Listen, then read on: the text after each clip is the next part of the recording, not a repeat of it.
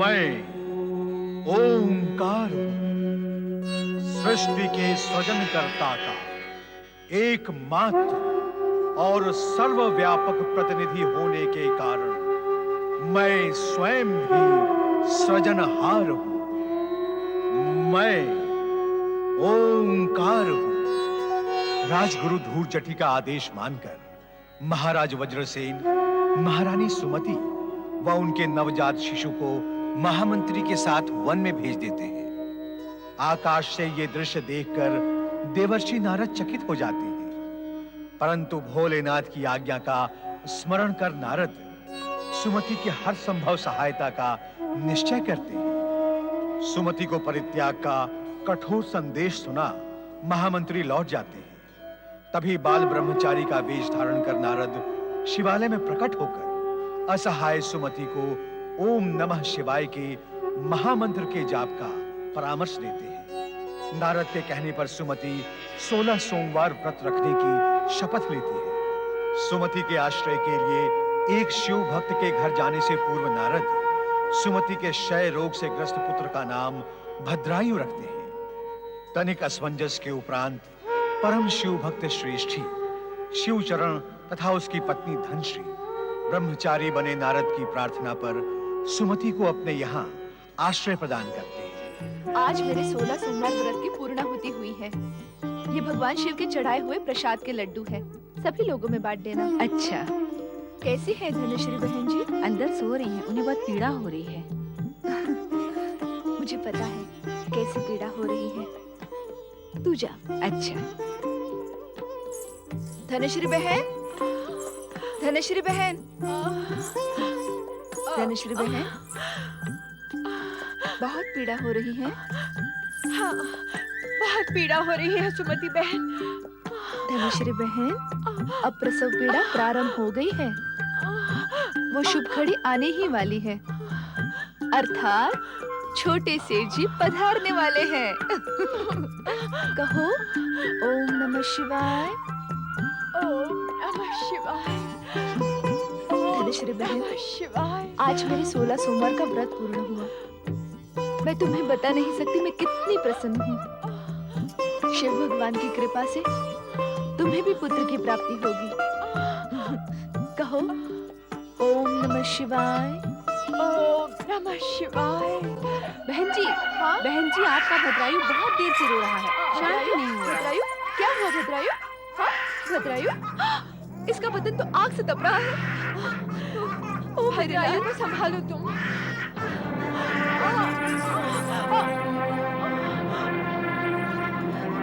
मत रो मेरे लाल, चुप हो जा। सुमति बहन, क्या हुआ? देखिए ना शिवचरण भैया, मेरे भद्रायु को क्या हो गया? अरे बाप रे, इसे तो तीव्र ज्वर है और ज्वर के कारण ही ये रो रहा है। मैं शीघ्र ही वैद्यराज को बुला कर लाऊंगा। चुप हो जा मेरे लाल, चुप हो जा, चुप हो जा मेरे लाल, चुप हो जा। क्यों रो रहा है बेटा? क्या हो क्या गया है तुझे बेटा? ना भद्रायु, क्यों रो रहा है बच्चे? ना ना भद्रायु, भद्रायु, भद्रायु, भद्रायु। आज ही तो मेरा 16 सोमवार का व्रत पूर्ण हुआ और भद्रायु, आज तुझे ये क्या हो गया? हे भगवान शिव, क्या मेरे व्रत का यही फल है? हे भोलेनाथ, मुझ पर दया करो भोलेनाथ, मुझ पर दया करो। ओम नमः शिवाय, ओम नमः शिवाय, ओम नमः शिवाय। ओम नमः शिवाय। ओम नमः शिवाय। ओम नमः शिवाय। भद्रायु, बहन सुमति, ये वैद्यराज जी बहुत दूर से तुम्हारे शिशु के उपचार के लिए आए हैं। वैद्यराज जी, मेरे बच्चे को बचा लीजिए। देखिए ना क्या दशा हो गई है। अब तो इसकी सांसें भी धीमी चलने लगी हैं।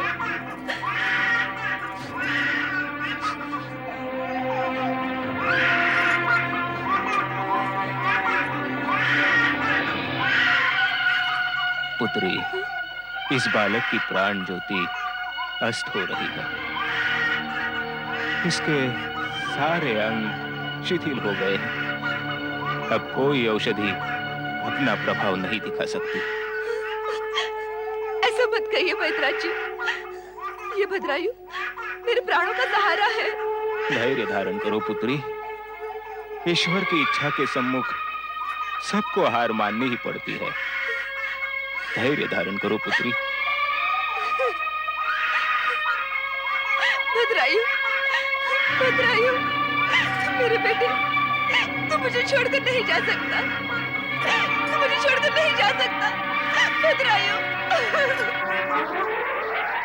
बधाई हो, बधाई हो। देवी मंदिर की आपको पुत्र रत्न की प्राप्ति हुई है। बधाई हो। हमारा पुत्र आ गया, हमारा पुत्र आ गया। हे शिव, आप परम कृपालु हैं।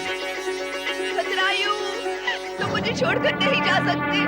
हे भोलेनाथ, कृपा करो। हे शिव शंकर, दया करो। यह आपकी कैसी लीला है प्रभु। एक और जन्म और एक और मरण।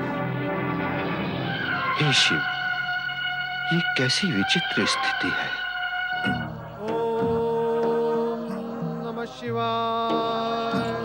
प्रणाम माता पार्वती। माता, भगवान भोलेनाथ कहाँ हैं? अपने किसी भक्त की पुकार पर स्वामी अचानक अदृश्य हो गए। उन्होंने मुझे कुछ नहीं बताया। नारायण नारायण। शिव लीला का रहस्य जानना अति कठिन है माता।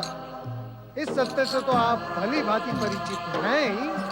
मेरी समझ में नहीं आता, स्वामी मेरे साथ ऐसी विचित्र लीलाएं क्यों करते रहते हैं। मुझे अपने साथ ले जाते तो क्या मैं उन्हें भक्त की सहायता करने से रोक देती?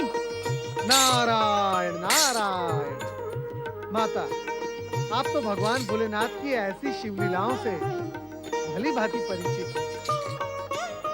इसमें ऐसा रोष व्यक्त करने की क्या आवश्यकता है? फिर आप तो साक्षात शक्ति स्वरूपा हैं।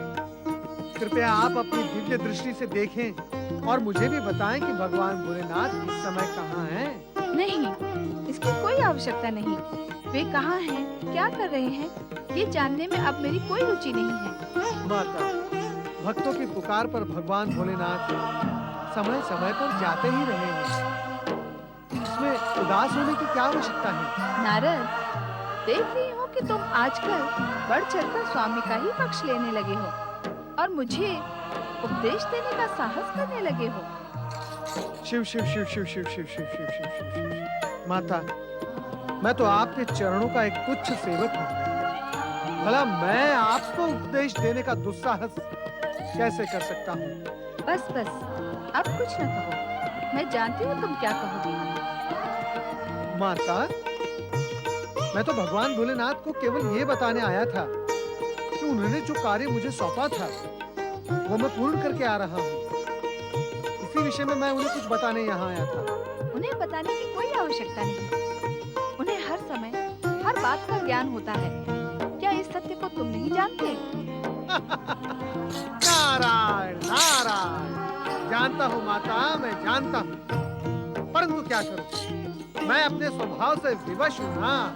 यथाशक्ति प्रयत्न करने के पश्चात भी मैं अपने आप को यहाँ आने से रोक नहीं सकता। अब आप मुझे आज्ञा दें। ओम नमः शिवाय। नारायण नारायण। भद्रायु, मेरे पुत्र भद्रायु, मुझे छोड़कर तू क्यों चला गया? तू मुझे छोड़कर नहीं जा सकता। मैं तेरे बिना कैसे जीऊंगी? मेरे पुत्र, आजा तू, लौट कर आजा तू। भद्रायु, मेरे पुत्र भद्रायु, बम बम शंकर। ओम नमः शिवाय। ओम नमः शिवाय। ओम नमः शिवाय। पुत्री, तुम व्यर्थ विलाप क्यों कर रही? तुम्हारे बालक को कुछ नहीं हुआ है। योगी महाराज, मेरा पुत्र भद्रायु मुझे छोड़कर जा चुका है। भद्राज जी अभी कुछ देर पहले मुझे बताकर चले गए। ये देखिए ना इसे। शिव पर आस्था रखो पुत्री। कभी कभी जीवित व्यक्ति भी मृत जैसा दिखाई देता है।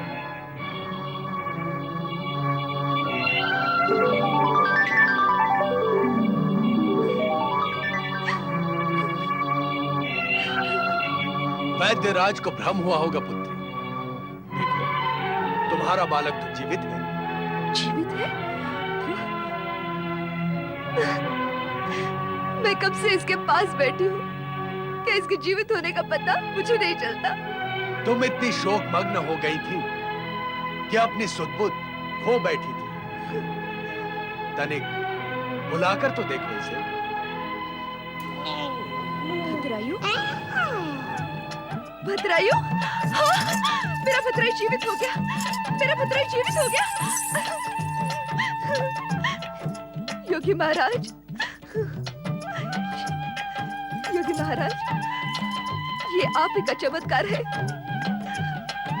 मेरा वृद्ध बच्चा जीवित हो गया। हमने तो केवल स्पर्श करके इसे सचेत किया है। तुम्हारा पुत्र तो पहले से ही जीवित था। जो भद्रायु वो भला समय से पहले कैसे जा सकता है? तुम्हारे पुत्र की आयु लंबी है, इसका भविष्य उज्जवल है। शिवचरण भैया, धनश्री भाभी, इन महान शिव योगी के स्पर्श से मेरा भद्रायु फिर से जीवित हो गया। आप धन्य हैं योगी महाराज, आप धन्य हैं। योगी महाराज, सुमति बहन का पुत्र अचानक चल बसा और मेरा मन बहुत दुखी हो गया था। हमारे पुत्र जन्म की प्रसन्नता उस दुख में तब सी गई थी। स्वामी, जो स्त्री 16 सोमवार का व्रत कर रही हो, उस पर शिव की कृपा सदा रहती है। मुझे तो पूर्ण विश्वास था कि हमारा भद्रायु जीवित है। योगी महाराज, शिव कृपा से प्राप्त मेरे इस पुत्र को भी आशीर्वाद दीजिए और इसका नामकरण कीजिए। इस बालक का नाम तो पूर्व निश्चित है। पूर्व निश्चित? इसका नाम पूर्व निश्चित है? आपकी बात हम समझे नहीं योगी महाराज। इस बालक का नाम है सोमदत्त। सोमदत्त? सुंदर, कितना सुंदर नाम है। सोमवार के व्रत करने वाले के पुत्र का नाम सोमदत्त ही होना चाहिए ना? अच्छा, अब हम चलते हैं। प्रणाम महात्मा शिव योगी। तुम सब का कल्याण हो। बम बम शिव शंकर, बम बम शिव शंकर। हे शिव शंकर, आपकी ऐसी कृपा मुझ पर कि आप इस साक्षात देवर्षि नारद को मेरा शिष्य बनने के लिए भेज दिया और मैं मूर्ख आपका संकेत न समझ सका। अहंकार ने मेरी बुद्धि को ग्रस लिया था महादेव। मैं अंधा हो गया था अहंकार में। भला बुरा शुभ अशुभ मुझे कुछ नहीं दिखाई दे रहा था और मैं त्रिशूल लेने की धुन में मैं पतन के मार्ग पर बढ़ता ही चला गया।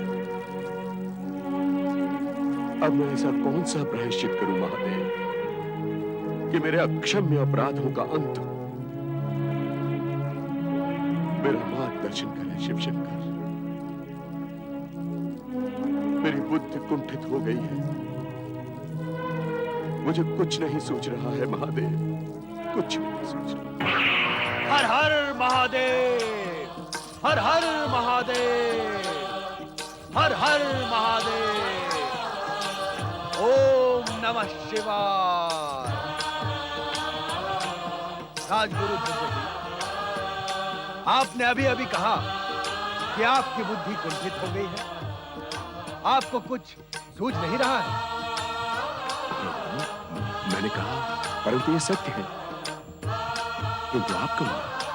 हमें शिव योगी कहते हैं। हमने भी आपके समान शिव से योग लगाया, परंतु हम आपके समान अहंकार और दम के मार्ग पर भटके नहीं।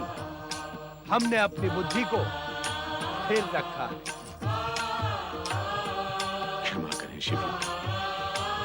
परंतु आप मेरे विषय में सब कुछ कैसे जानते हैं? शिव से लौ लगाई है तो ये सब जानना कौन सा कठिन कार्य है।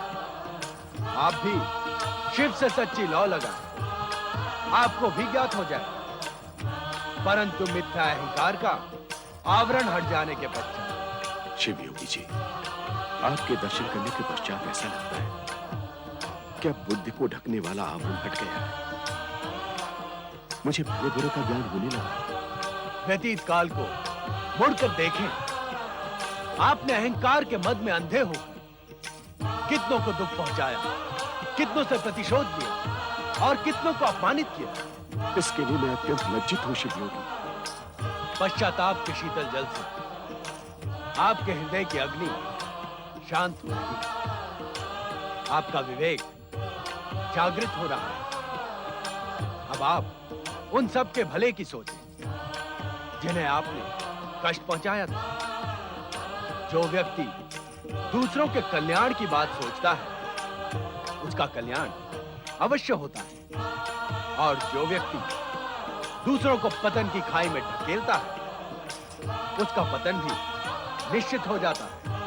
भगवान शिव की कृपा से आपका आगमन हुआ, मुझे मार्गदर्शन प्राप्त हुआ, मैं पतित होने से बच गया। अब आपका छुपा हुआ पांडित्य प्रकट होगा। आपकी कीर्ति दिग दिगंत तक फैलेगी। अब हम गमन कर रहे हैं। नहीं शिव योगी जी, आप मेरे आश्रम में अतिथि बनकर रहे, पर यदि मैं कोई अपराध करूं तो मुझे उसे करने से रोके। नहीं नहीं, अब अपराध का प्रश्न ही नहीं। ओम नमः शिवाय। ओम नमः शिवाय। प्रणाम शिव योगी, प्रणाम गुरु धूर्जटी। आप तो नारद मुनि हैं। आप मेरे शिष्य बनकर मुझे पाप में मत धकेलिए देवर्षि नारद। देवर्षि नारद? मैं?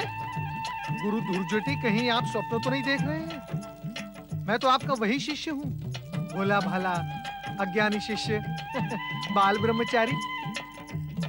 धूर्जटी जी, कहीं आपने देवर्षि नारद को स्वप्न में तो नहीं देखा था? नहीं नहीं शिव योगी जी, मुझे भली भांति स्मरण है, मैं जागृत अवस्था में था। देवर्षि नारद ने ब्रह्मचारी का रूप त्याग कर नारद का रूप धारण किया था। कभी कभी आंखों को भी भ्रम हो जाता है गुरुवर। शिव की लीला बड़ी विचित्र है। बताएं गुरुवर, मेरे लिए क्या आज्ञा है? आपने तो मुझे दुविधा में डाल दिया ब्रह्मचारी जी। मुझे अभी भी लग रहा है कि आप देवर्षि नारद ही हैं। आप तो मेरे गुरु के भी गुरु के समान हैं। मैं आपको भला क्या आज्ञा दे सकता हूँ? शिव योगी जी, बोलो बाल ब्रह्मचारी। मुझे भी ऐसा लग रहा है कि शिव योगी के वेश में आप भी साक्षात भगवान शिव ही हैं। जिसकी जैसी भावना होती है उसे अपने भगवान का वैसा ही रूप दिखाई देता है। आप दोनों ने मुझे भ्रम में डाल दिया है। कहीं मेरे आश्रम में भगवान शिव और देवर्षि नारद दोनों एक साथ तो नहीं पधारे हैं? ओम नमः शिवाय। मैं ओंकार सृष्टि के सृजन कर्ता का एकमात्र और सर्वव्यापक प्रतिनिधि होने के कारण मैं स्वयं भी सृजनहार हूं। मैं ओंकार हूं। उधर मिथ्याभिमानी धूर्जटी का क्रोध महामंत्री सुदंत से ये सुनकर बढ़ जाता है कि महाराज वज्रसेन अब कभी धूर्जटी के आश्रम में नहीं आएंगे। जब धूर्जटी का प्रतिशोध उन्मादित होने लगता है, तभी ब्रह्मचारी बने नारद वहां उपस्थित होकर सत्य से परिचय करवाते हुए धूर्जटी को क्रोध, अहंकार, प्रतिशोध तथा प्रपंच छोड़ देने का परामर्श देते हैं, जिससे क्रोधित होकर धूर्जटी अपना आसन उठाकर ज्यों ही नारद पर प्रहार करने का प्रयास करता है, त्यों ही नारद मूल रूप में प्रकट होकर अदृश्य हो जाते हैं। अपने मिथ्याभिमान को जानकर धूर्जटी पश्चाताप और दुख से घिर जाता है। उधर पुरोहित जी ने सुमति को 16 सोमवार का व्रत पूर्ण करने की विधियों से अवगत करवाया। सुमति ने नियम तथा विधि पूर्वक तन मन से समस्त विधियों को विधिवत पूर्ण किया तथा प्रसन्नता पूर्वक श्रेष्ठ शिव चरण की हवेली में प्रवेश किया। ओम नमः शिवाय, ओम नमः शिवाय, ओम नमः शिवाय, ओम नमः शिवाय, ओम नमः शिवाय, ओम नमः शिवाय, ओम नमः शिवाय, ओम नमः शिवाय, ओम नमः शिवाय, ओम नमः शिवाय,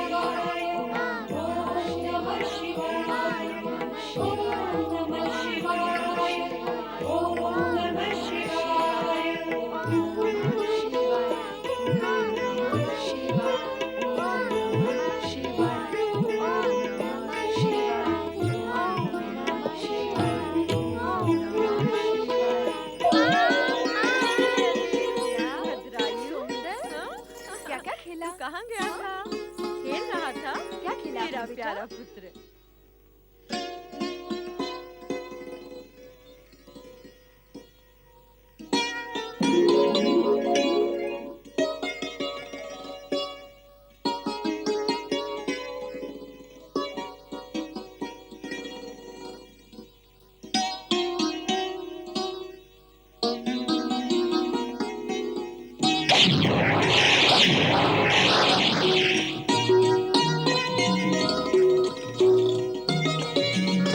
देखा भद्रायु भैया, मेरा लक्ष्य आज भी चूक गया।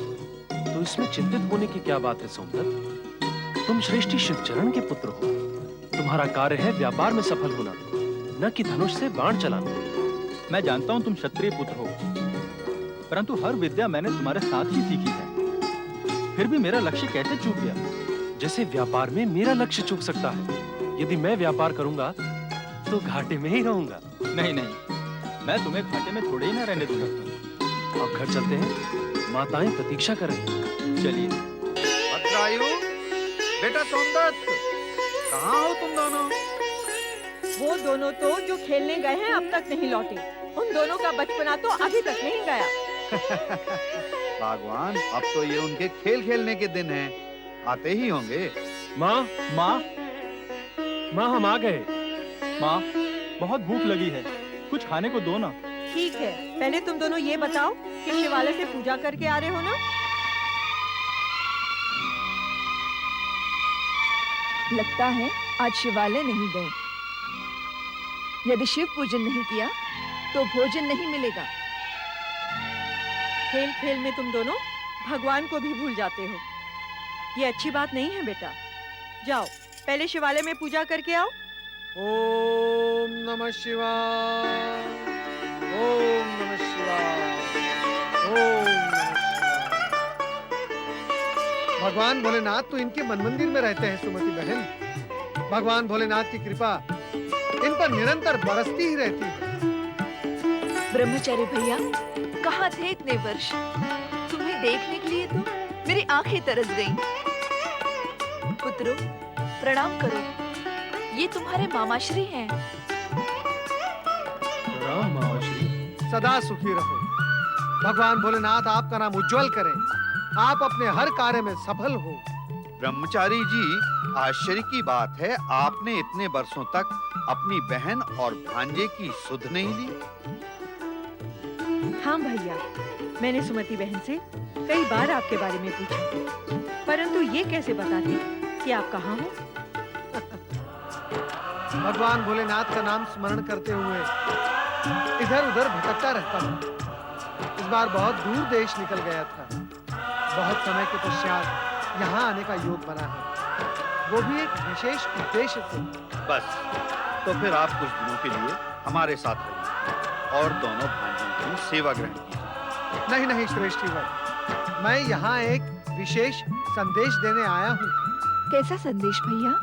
महात्मा शिव योगी ने भद्रायु को धुर्जटी के आश्रम पर आमंत्रित किया है। धूर्जटी के आश्रम पर? बहन सुमति, अब धुर्जटी के नाम से घबराने की आवश्यकता नहीं है। गुरुवर धुर्जटी अब पूर्ण रूप से बदल गए हैं। क्रोध से भरे धुर्जटी अब करुणामय हो गए हैं। वे भी तुम दोनों से मिलने के लिए अति उत्सुक हैं। ये धूर्जटी कौन है मामा श्री? धुर्जटी एक शिवभक्त हैं, जो पहले पाषाण के समान कठोर थे, परंतु अब पुष्प के समान कोमल हो गए हैं। तुम इनसे मिलोगे तो प्रसन्न हो जाओगे। क्या शिव योगी वहाँ पधारे हैं? हाँ, मैं उनका ही तो संदेश लेकर यहाँ आया हूँ। ठीक है, हम शीघ्र ही शिव योगी की सेवा में पहुँचेंगे। वे तो भद्रायु के जीवन दाता हैं। उनका उपकार हम भला कैसे भूल सकते हैं? तो मैं शीघ्र ही तुम्हारे लिए रथ की व्यवस्था कर दूंगा बहन। ब्रह्मचारी जी, मेरी ओर से शिव योगी महात्मा को निवेदन करना कि एक बार फिर से हमारे घर पधार कर हमारा घर पावन करें। आपका यह संदेश मैं उन्हें अवश्य दूंगा। श्रेष्ठीवर, अब आप मुझे आज्ञा दें। ओम नमः शिवाय। ओम नमः शिवाय। ओम नमः शिवाय। ओम नमः शिवाय। प्रणाम योगीराज। ये मेरा सौभाग्य है कि आपने मेरा आतिथ्य स्वीकार किया। आप में इतना परिवर्तन आ गया है कि अब आपके आश्रम का वातावरण हमें प्रिय लगने लगा है। ये सब आपके आशीर्वाद से ही संभव हुआ है योगीराज। यदि आप बार बार मुझे संबोधित करके उपदेश न देते तो मेरे मिथ्याभिमान का अंकुर नष्ट ना होता और मैं पतन के मार्ग पर बढ़ता ही चला जाता। भूतकाल की बातों का स्मरण करके कोई लाभ नहीं। भविष्य की ओर देखें और उन्नति के पथ पर आगे बढ़ें।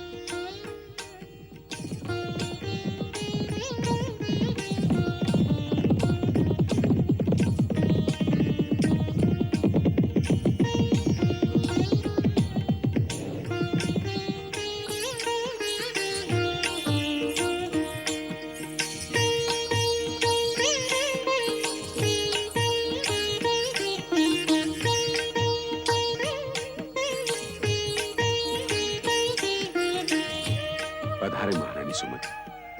वत्स भद्रायु, धूर्जटी आश्रम में आपका स्वागत है। अब मैं महारानी कहाँ रही गुरुवर? आपकी कृपा से मेरा ये पद तो बहुत पीछे छूट गया। हम पर व्यंग्य बाण न बरसाएं महारानी सुमति। हम अपने किए पर पछता रहे हैं। हमारे हृदय से क्रोध, द्वेष और प्रतिशोध की भावनाएं समाप्त हो गई हैं।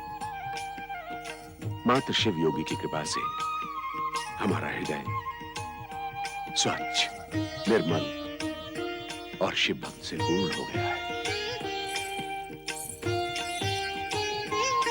तुम्हारी हर कामना पूर्ण हो।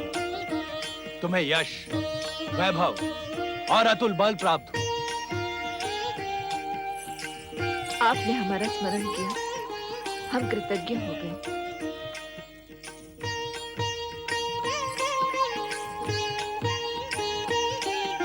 वत्स भद्रायु, तुम्हारा भाग्य उदय हो रहा है। हम आज तुम्हें ऐसी अद्भुत सिद्धियां प्रदान करेंगे जो साधारण मनुष्य के लिए दुर्लभ है। सिद्धियां? हाँ,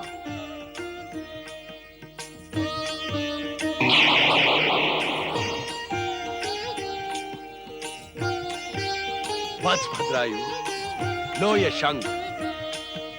यह चमत्कारी शंख अपनी ध्वनि के ही समान दूर दूर तक तुम्हारे यश का प्रसार करेगा। लो, इसे बजाओ। ओम नमः शिवाय। ओम नमः शिवाय। योगीराज, अद्भुत है ये शंख। सचमुच चमत्कारी है ये शंख। वत्स भद्रायु, इसे महात्मा शिवयोगी का प्रसाद ही समझो। भद्रायु, इस शंख को बजाते ही तुम्हारे मन में शिव भक्ति का संचार होगा। भद्रायु, इस खड़क को स्पर्श करते ही तुम्हारे शरीर में एक सहस्त्र हाथियों का बल समा जाएगा। संसार का कोई भी मानव तुम्हें युद्ध में पराजित नहीं कर पाएगा।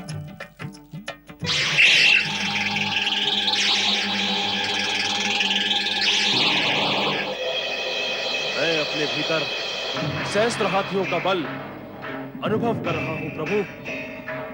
आप धन्य हैं योगीराज, आप धन्य हैं। भद्रायु, अपने सहस्त्र हाथियों का बल प्रमाणित करने के लिए जाओ, उस सामने वाले पर्वत पर प्रहार करके उसे टुकड़े टुकड़े कर दो। जाओ। जो आज्ञा योगीराज।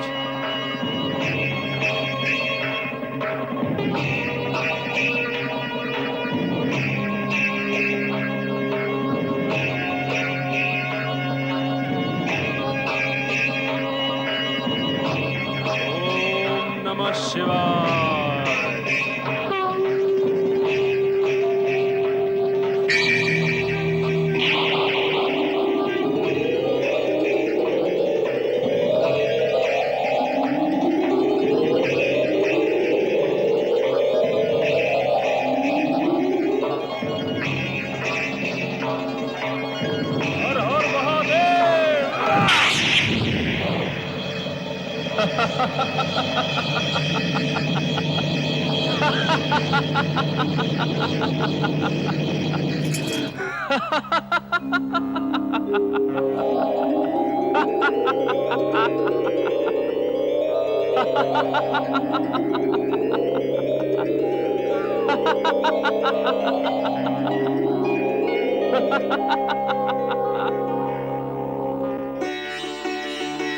वत्स भद्रायु, तुम सहस्त्र हाथियों का बल प्राप्त करके महाबली हो गए हो। ये सब योगीराज की कृपा है। ओम नमः शिवाय।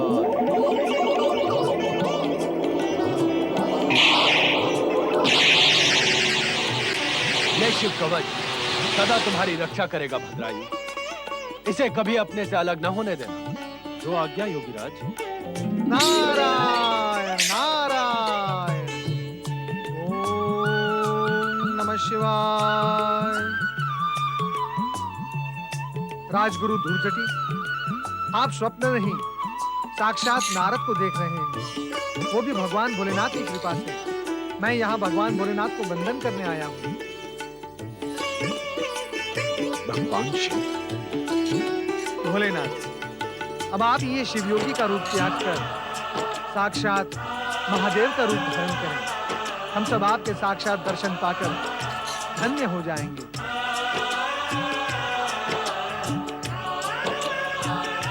शिवयोगी का कार्य इस समय पूर्ण हुआ ना।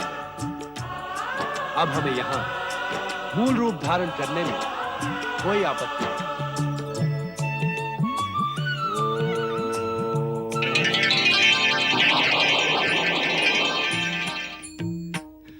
प्रभु शिव शंकर, भगवान शिव।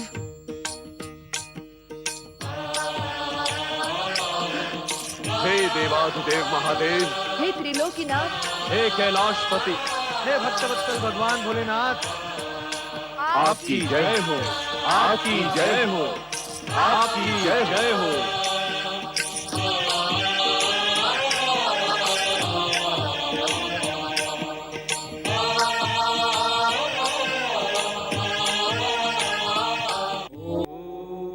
मैं ओंकार युगों युगों से पृथ्वी के धरातल पर भावपूर्ण और भक्ति भाव के उभरते गीतों का मैं गीतकार हूं। मैं ओंकार। 16 सोमवार का व्रत संपूर्ण होने पर सुमति उसका प्रसाद भक्तों को बांटने हेतु दासी को देकर प्रसन्नचित्त जब धनश्री के स्वास्थ्य का समाचार जानने जाती है, तभी उसे पता चलता है कि उसका पुत्र भद्रायु तेज ज्वर से पीड़ित है। पुत्र की दशा देख सुमति घबरा जाती है। वैद्यराज भी उसे भगवान की इच्छा पर छोड़कर चले जाते हैं। एक ओर धनश्री कुल दीपक प्राप्त करती है, तो दूसरी ओर सुमति अपना पुत्र खो देती है। सुमति के विलाप से श्रेष्ठ शिवचरण के घर पर पुत्र प्राप्ति की प्रसन्नता के स्वर दब जाते हैं। उधर कैलाश पर भोलेनाथ के यकायक अदृश्य होने से रुष्ट पार्वती नारद को प्रताड़ित करती है, किंतु चतुर नारद माता का क्रोध शांत कर कैलाश से अदृश्य होते हैं। सुमति के समीप भोलेनाथ शिव योगी बनकर प्रकट होते हैं तथा अपनी विभूति मलकर भद्राई को प्राणदान देते हैं। ग्लानि तथा पश्चाताप भाव से ग्रसित धूर्जटी भोलेनाथ की शरण मांगता है। नंदी, जी माता। क्या भोलेनाथ अब तक नहीं लौटे? नहीं लौटे माता, पता नहीं कब लौटेंगे। वे आपको कुछ बताकर नहीं गए? क्या तुम ये नहीं जानते कि वो मुझे कुछ बताकर नहीं जाते?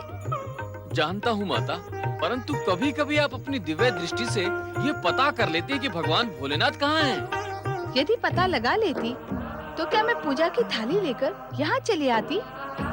नंदी, तुम भी कभी कभी सचमुच विचित्र बातें करने लगते हो। अब नहीं करूँगा माता, क्षमा करें। बम बम शंकर, काटा लगे न कंकर, बम बम शंकर, काटा लगे न कंकर। हर हर महादेव, हर हर महादेव। ओम नमः शिवाय। कौन है आप दोनों और यहाँ किस प्रयोजन से आए हैं? देवी, ये हैं महायोगी शिव भक्त ऋषभ देव। संसार में इनके समान वरदानी और चमत्कारी दूसरा कोई नहीं है। ये जिस पर भी कृपा करते हैं उसे इच्छित फल प्राप्ति होती है, और ये जिस पर भी दृष्टि डाल देते हैं वे तेजस्वी हो जाते हैं। भगवान शिव के पावन स्थान कैलाश में आकर किसी और की प्रशंसा करके क्या तुम शिव कोप के पात्र बनना चाहते हो? पहले ये बताओ कि तुम यहाँ किस प्रयोजन से आए हो? हमारा एक ही प्रयोजन है देवी, अपने आराध्य देव के दर्शन करना। हमारा एक और उद्देश्य है, कैलाशपति भगवान भोलेनाथ की जीवन संगीनी माता पार्वती के दर्शन करना। परंतु वे दोनों तो यहाँ दिखाई नहीं दे रहे। महात्मा जी, यही तो है माता पार्वती जी।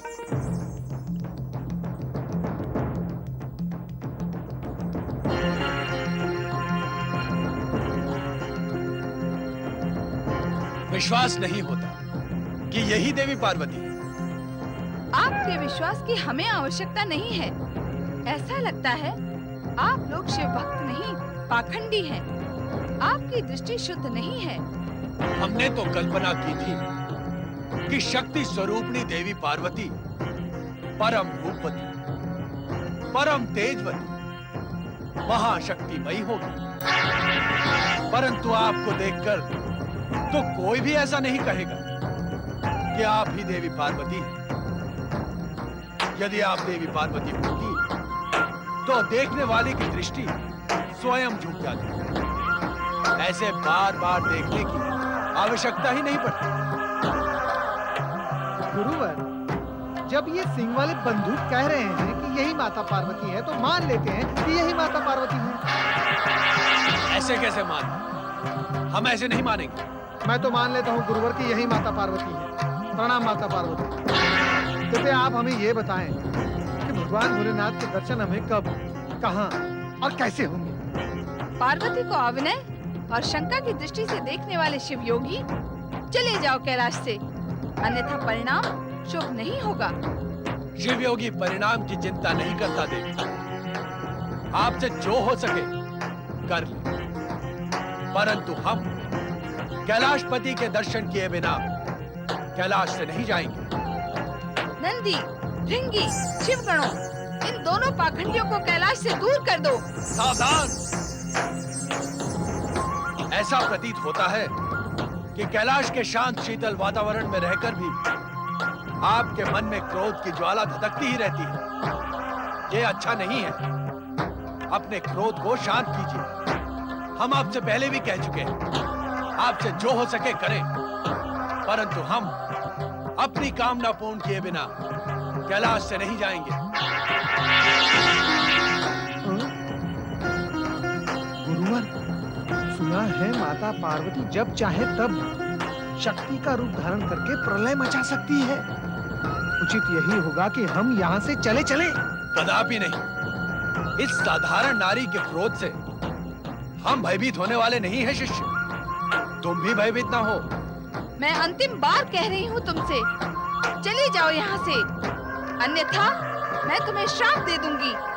आपके श्राप का हम पर कोई प्रभाव नहीं होगा। आप श्राप देकर देख लें, हमें कुछ नहीं होगा। कैलाशपति की कृपा से हमें शाप रक्षा कवच प्राप्त है। तुम हमारी शक्ति देखना चाहते हो? हठी शिव योगी। हाँ, देखना चाहते हैं। आप भी शाप देकर देख लें। शिव योगी, मैं पार्वती तुम्हें श्राप देती हूँ। स्वामी आप? ओम नमः शिवाय। प्रणाम माता पार्वती। देवर्षि नारद?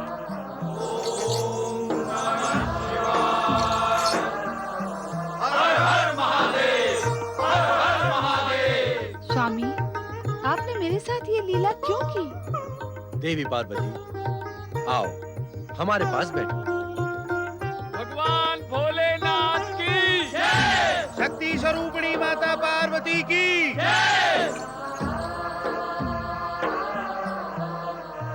आश्चर्य है देवी, तुमने हम दोनों को नहीं पहचाना। तुमने हमें अपनी दिव्य दृष्टि से देखने का प्रयत्न भी नहीं किया। आपने मेरी बुद्धि भ्रमित जो कर दी थी स्वामी। नारायण नारायण। अच्छा हुआ माता, आपने अपनी दिव्य दृष्टि का प्रयोग नहीं किया, अन्यथा आप दोनों की ये लीला हमें कहाँ देखने को मिलती।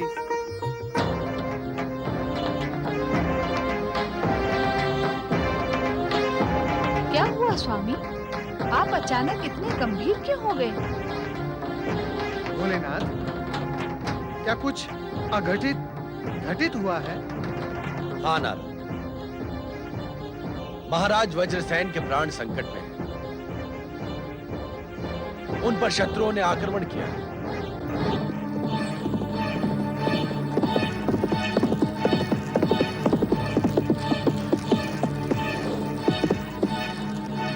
गुरुदेव, गुरुदेव, अनर्थ हो गया गुरुदेव, अनर्थ हो गया।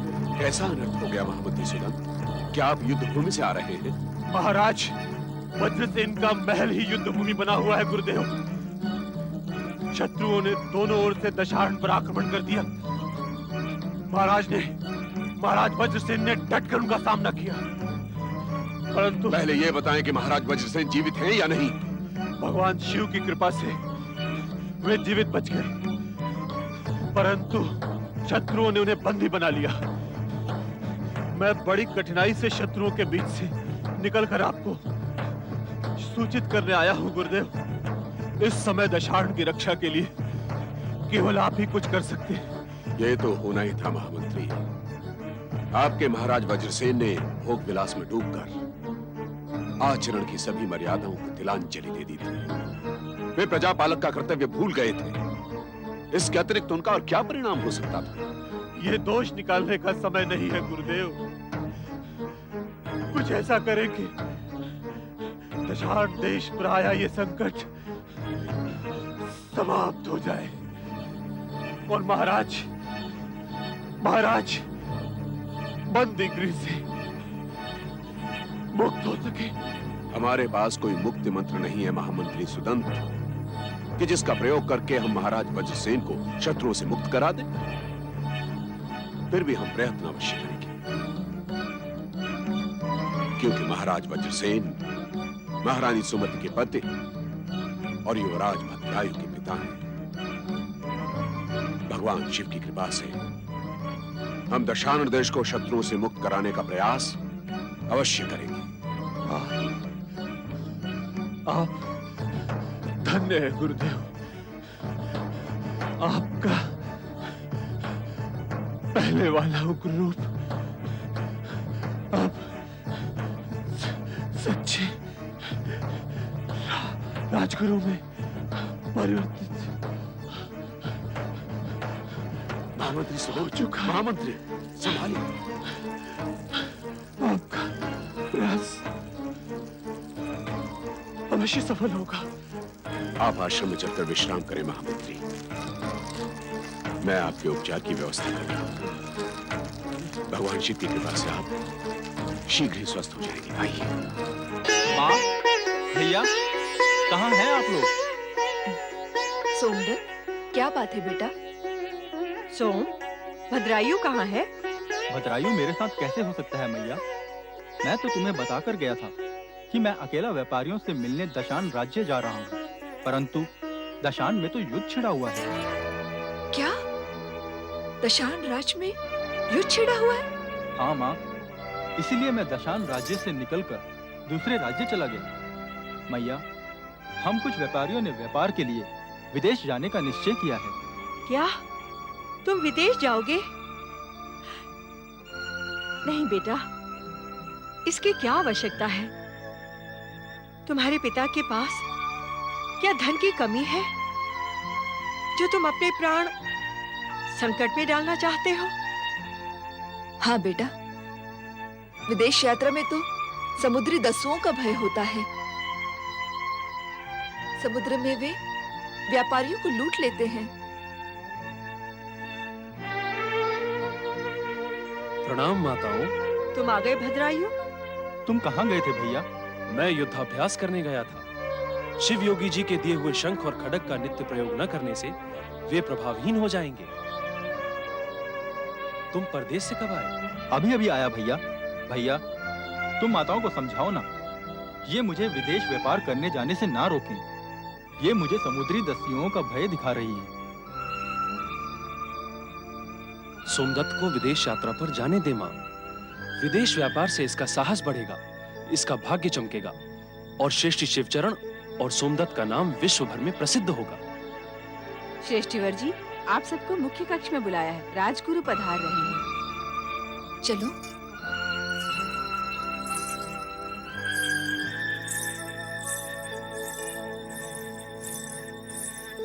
प्रणाम गुरुवर। प्रणाम गुरुवर। गुरुवर, आप इस समय यहाँ?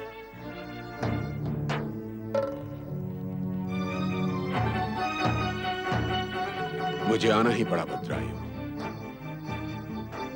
तुम्हारे पिता महाराज वज्रसेन को बंदी बनाकर शत्रुओं ने संपूर्ण दशारण देश पर अधिकार कर लिया है।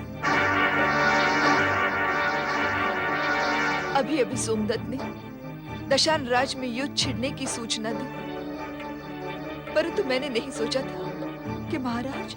इसमें महाराज वज्रसेन का भी कम दोष नहीं है महारानी सुमति, परंतु इस समय मैं उसकी चर्चा नहीं करूंगा। बस भद्रायु, तुम्हें शिव योगी द्वारा दी हुई अद्भुत शक्ति प्राप्त है। उसका प्रयोग करके दशारण देश को शत्रुओं से मुक्त कराओ। हाँ पुत्र, तुम अकेले अपने पिता को इस संकट से बचा सकते हो। तुम निश्चिंत रहो मां। वत्स भद्रायु, शत्रु बलवान है, तुम्हें सहस्त्र हाथियों का बल प्राप्त है, परंतु शत्रु की सेना को परास्त करने के लिए सेना की आवश्यकता होगी। शीघ्र ही सेना को एकत्रित करो। गुरुदेव, आप उसकी चिंता ना करें। मेरे पास धन की कोई कमी नहीं है। पुत्र भद्रायु, तुम योद्धाओं को एकत्रित करो और योजना बनाकर शत्रु पर आक्रमण करो। तुम्हें विजयश्री निश्चित प्राप्त होगी। भगवान शिव की कृपा और हमारे आशीर्वाद से तुम दशारण देश को स्वतंत्र कराने में सफल होगे, इसका हमें पूर्ण विश्वास है। भैया भद्रायु, मैं भी तुम्हारे साथ कंधे से कंधा भिड़ाकर शत्रुओं से युद्ध करूंगा। विदेश व्यापार के अवसर तो फिर भी आएंगे। नहीं सोमदत्त, तुम मेरी चिंता ना करो। भगवान शिव की कृपा और गुरु के आशीर्वाद से मैं अकेला ही शत्रुओं के दांत खट्टे कर दूंगा। तुम विदेश यात्रा पर अवश्य जाओ। नहीं भद्रायु, सोमदत्त तुम्हारे साथ ही जाएगा। वो तुम्हारे समान योद्धा नहीं है, किंतु तुम्हारी अनेक प्रकार से सहायता कर सकता है। महारानी सुमति, चिंता का कोई कारण नहीं है। शिव योगी द्वारा दिए हुए दिव्य शंख, दिव्य खड्ग और दिव्य शिव कवच धारण करने वाले भद्रायु का कोई बाल भी बांका नहीं कर सकता। आप निश्चिंत रहें गुरुवर, मैं शिव कवच धारण करके ही युद्ध के लिए प्रयाण करूंगा, परंतु इससे पहले मुझे सेना एकत्र करनी है। अच्छा, तो हम चलते हैं। प्रणाम गुरुवर। हमारा शुभ आशीर्वाद तुम्हारे साथ है। शीघ्र ही विजयश्री तुम्हारे चरण चूमेगी, इसमें हमें तनिक भी संदेह नहीं है। स्वस्थ तुम्हारा कल्याण हो।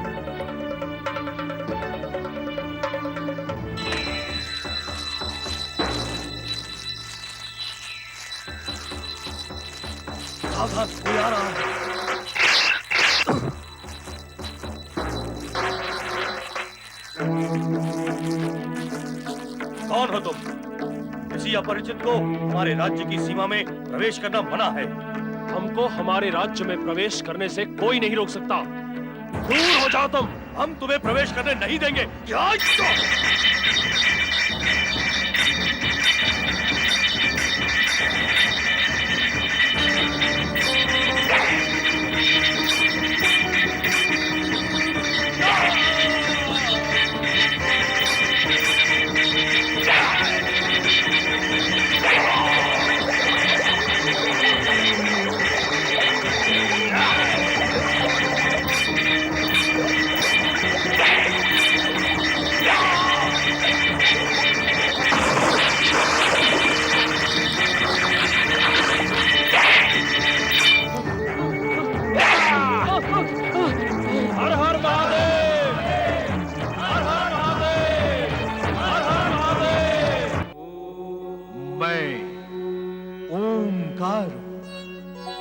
युगों युगों से पृथ्वी के धरातल पर भावपूर्ण और भक्ति भाव के उभरते गीतों का मैं गीतकार हूं। मैं ओंकार हूं। सभी शिव योगी बने भोलेनाथ वहां प्रकट होकर उसका मार्गदर्शन करते हैं और बाल ब्रह्मचारी वेश में नारद की पुनः उपस्थिति देख धूर्जटि भ्रम में पड़ जाता है। दूसरी ओर शिवचरण का घर भद्रायु और सोमदत्त के खेलकूद से गुंजायमान रहता है। एक दिन ब्रह्मचारी बने नारद शिवचरण के घर पर उपस्थित हो सुमति को धूर्जटि के आश्रम पहुंचने का शिव योगी का संदेश देते हैं। भद्रायु के प्राणदाता शिव योगी का संदेश सुमति सहर्ष स्वीकार कर लेती है। आश्रम में धूर्जटि सुमति से क्षमा याचना करता है तथा शिव योगी बने भोलेनाथ सुमति पुत्र भद्रायु को चमत्कारी शंख व 100 हाथियों का बल प्रदान करने वाला खड्ग तथा सुरक्षा कवच प्रदान करते हैं। उसी समय देवर्षि नारद वहां प्रकट होकर कल्याणकारी शिव लीला के लिए भोलेनाथ को धन्यवाद देते हुए शिव योगी से साक्षात प्रकट होने की प्रार्थना करते हैं। धूर्जटि आश्रम में भोलेनाथ के साक्षात दर्शन पाकर सभी का मन प्रसन्न व निर्मल हो जाता है। किंतु कैलाश पर शिव शंकर को न देखकर पार्वती नंदी से पूछती है, मेरे प्रिय प्रजाजनों,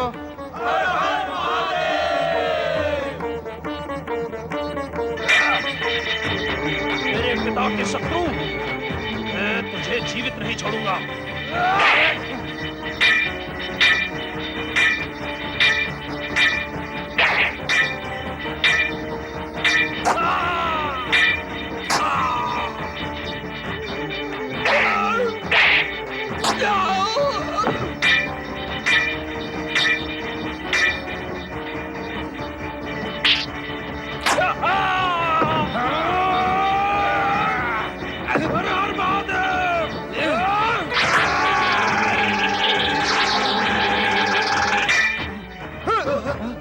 चलो चल।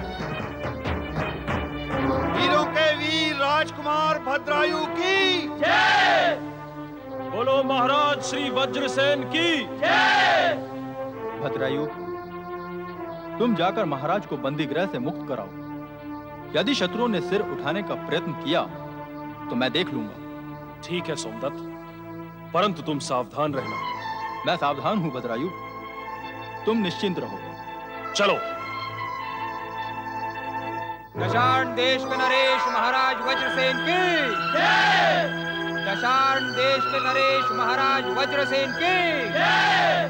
महाराज वज्रसेन की जय। महाराज वज्रसेन की जय। महाराज महाराज वज्रसेन की, महाराज वज्रसेन की, महाराज वज्रसेन की। प्रणाम पिताश्री। तुम? मैं आपका पुत्र भद्रायु। ये मेरा दुर्भाग्य है कि अब तक मैं आपके दर्शन से वंचित रहा पिताश्री। तुम्हारा नाम भद्रायु है? हाँ पिताश्री।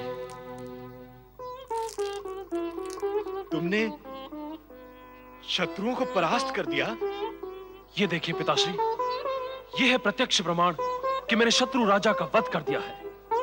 शत्रुओं को उनकी करनी का फल मिल गया है पिताश्री। अधिकांश शत्रु मारे जा चुके हैं और जो बचे हैं पलायन कर गए हैं।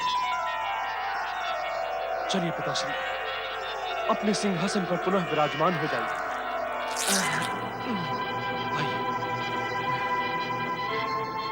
तुम्हारी माता कहाँ है पुत्र?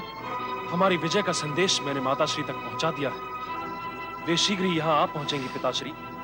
तुम धन्य हो पुत्र। जिस रोगग्रस्त पुत्र को उसकी माता के साथ बहिष्कृत करके मैंने मरा हुआ समझ लिया था, वही मेरा उद्धार करेगा। इस बात की कल्पना तो मेरा शत्रु भी नहीं कर सकता था। पिछली बातों को भूल जाइए पिताश्री। आइए अपने सिंहासन को संभालिए। माताश्री से भी शीघ्र ही आपकी भेंट हो। मैं तो उस महान महिला को मुंह दिखाने की योग्य भी नहीं रहा। तुम ही बताओ, मैं किस मुंह से उससे क्षमा मांगू? आप संकोच न करें पिताश्री। भूल तो सभी से होती है। आइए, कोई विवश होकर भूल करता है तो कोई अपनी इच्छा से। आपकी भूल आपकी व्यवस्था थी। माताश्री ने मुझे सब बता दिया है। परंतु अब साक्षात भगवान शिव हमारे सहायक हैं, हमारे मुक्तिदाता हैं। उनके उपकार से आज मैं शत्रुओं को पराजित करने में सफल हुआ। जय शिव शंकर। जय शिव शंकर। दशाण देश नरेश महाराज वज्रसेन के, दशाण की महारानी देवी सुमति की। राजपुरुषों, दशाण देश के शत्रुओं को परास्त करने का श्रेय शिव कृपा पात्र युवराज भद्रायु को है। उनकी भी जय जयकार कीजिए। दशाण देश के युवराज भद्रायु की। हम सबके मार्गदर्शक आदरणीय राजगुरु धूर्जटी की। महानुभावों, हम अपने आप को इस जय जयकार के योग्य नहीं समझते, क्योंकि वर्षों पूर्व हमारे ही कारण महारानी सुमति और युवराज भद्रायु यहां से बहिष्कृत हुए थे। हम अपने पाप का प्रायश्चित कर चुके हैं और भगवान शिव की कृपा से पाप मुक्त भी हो चुके हैं। परंतु फिर भी हम अपने मन की शांति के लिए आप सबके समक्ष महारानी सुमति और युवराज भद्रायु से क्षमा चाहते हैं। नहीं गुरुदेव, नहीं। ऐसा कहकर आप हमें लज्जित न करें।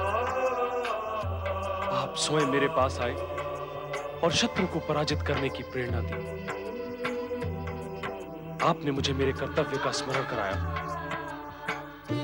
आपने मुझ पर जो उपकार किया है उसे मैं कदापि नहीं भूल सकता प्रभु। उठो भद्रायु।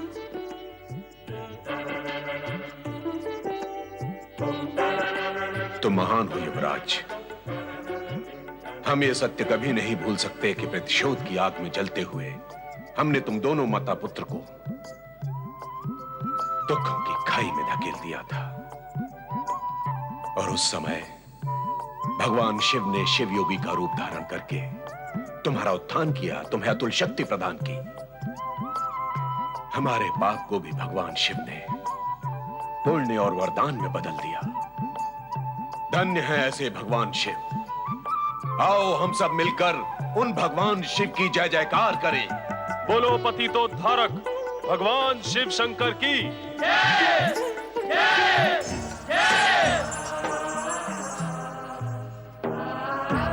ये जय जयकार सुन रही हो देवी? सुन रही हूँ स्वामी। हमारी जय जयकार करने वाला वही भद्रायु है जिसके उत्थान के लिए हमने शिवयोगी का रूप धारण किया था और जिस रूप को देखकर तुम हमसे रुष्ट हो गई थी। रुष्ट नहीं स्वामी, मैं चकित व भ्रमित हो गई थी। आज भद्रायु ने एक आदर्श पुत्र होने का कर्तव्य निभाया। शत्रुओं को पराजित करके और अपने पिता को बंधन गृह से मुक्त करके उसने उन्हें पुनः सिंहासन पर आरूढ़ किया है। आज भद्रायु के जीवन का एक अति विशेष दिन है। यह तो बहुत ही प्रसन्नता की बात है स्वामी। तब तो शिवयोगी के शिष्य ब्रह्मचारी नारद भी वहाँ अवश्य उपस्थित होंगे। नहीं, क्योंकि हमने उन्हें वहां जाने की प्रेरणा नहीं दी। वे उपयुक्त समय पर उपयुक्त स्थान पर अवश्य उपस्थित होंगे। स्वामी, आपके आशीर्वाद और वरदान से आदर्शपूर्ण और कर्तव्य परायण भद्रायु को मैं भी देखना चाहूंगी। अवश्य देखोगी देवी, परंतु वो समय अभी नहीं आया है। ऐसा क्यों स्वामी? क्या भद्रायु को देखने के लिए मुझे लंबी प्रतीक्षा करनी होगी? हाँ, तुम्हें तब तक प्रतीक्षा करनी होगी जब तक भद्रायु को किसी सुंदरी सौभाग्यवती का साथ नहीं मिल जाता।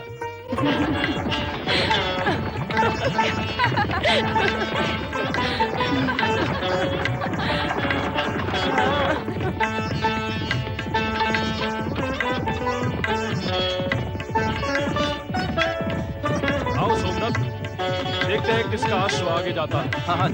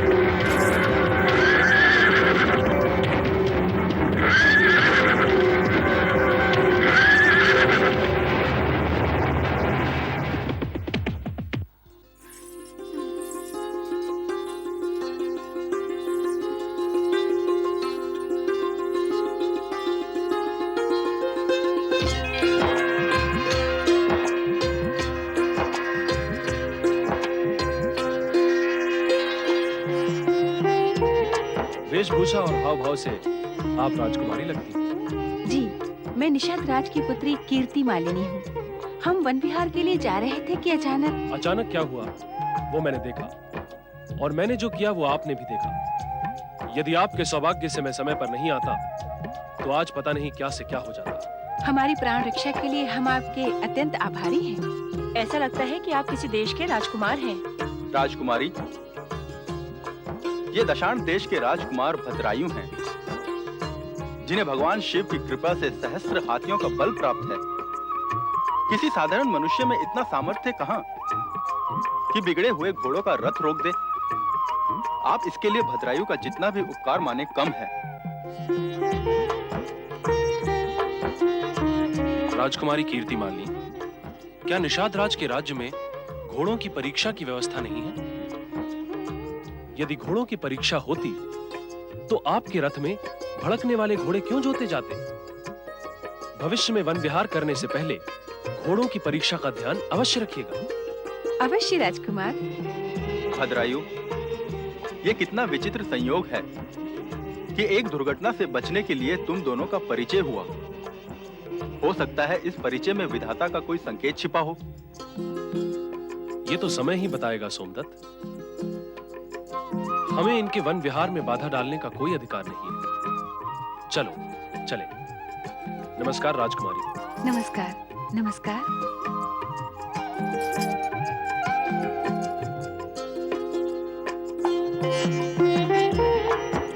दशान नरेश महाराज वज्रसेन की जय जय जय दशान महारानी सुमति की जय जय जय दशान युवराज महाप्रतापी भद्रायु की जय जय जय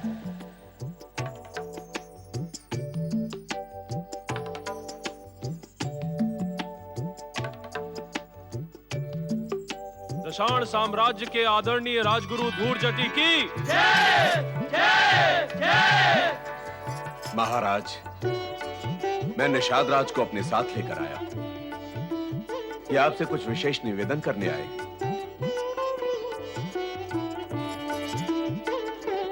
पधारिए निषाद राज।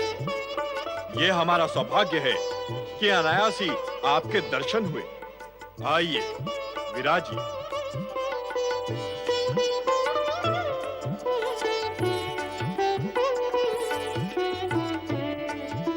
कहिए निषाद राज, हमारे लिए क्या आज्ञा है?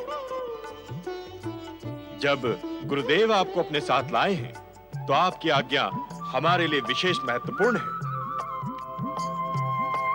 गुरुदेव, हमारी ओर से आप ही महाराज से निवेदन करेंगे तो उपकार होगा। जैसी आपकी इच्छा। आप हमारे अतिथि हैं और आपकी इच्छा का सम्मान करना हमारा परम कर्तव्य है। महाराज वज्रसेन, निषाद राज अपनी सर्वगुण संपन्न राजकुमारी कीर्तिमालिनी के स्वयंवर का आयोजन करने ही वाले थे कि भगवान शिव की कृपा से अचानक एक घटना घट गई।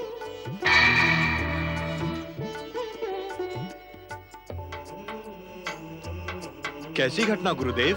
इस घटना का संबंध युवराज भद्रायु से है महाराज। यदि युवराज भद्रायु की बलिष्ठ बाहों ने राजकुमारी कीर्तिमालिनी के रथ को खाई में गिरने से न रोका होता, तो राजकुमारी कीर्तिमालिनी के प्राण संकट में पड़ जाते। युवराज, तुमने हमें तो इस विषय में कुछ नहीं बताया। सच्चे वीर अपनी वीरता और पराक्रम का बखान नहीं किया करते महाराज। अब निषाद राज का यह विचार है कि जिस दिन से राजकुमार ने राजकुमारी के प्राण बचाए हैं, उसी दिन से राजकुमारी कीर्तिमालिनी उनकी हो चुकी है और इसमें विधाता का स्पष्ट संकेत है। इसलिए निषाद राज चाहते हैं कि आप इस संबंध को अपनी स्वीकृति प्रदान करें। आपका क्या विचार है महारानी? क्या हम इस संबंध को स्वीकार कर सकते हैं? ये तो युवराज भद्रायु की सहमति पर निर्भर है। हमें भला क्या आपत्ति हो सकती है? युवराज, आपकी क्या इच्छा है? माता पिता की इच्छा ही मेरे लिए सर्वोपरि है पिताश्री। मैं अब इस विषय में कुछ नहीं कहना चाहता। हमें यह संबंध स्वीकार है गुरुवर। गुरुवर, हम भद्रायु के शुभ विवाह के बारे में सोच ही रहे थे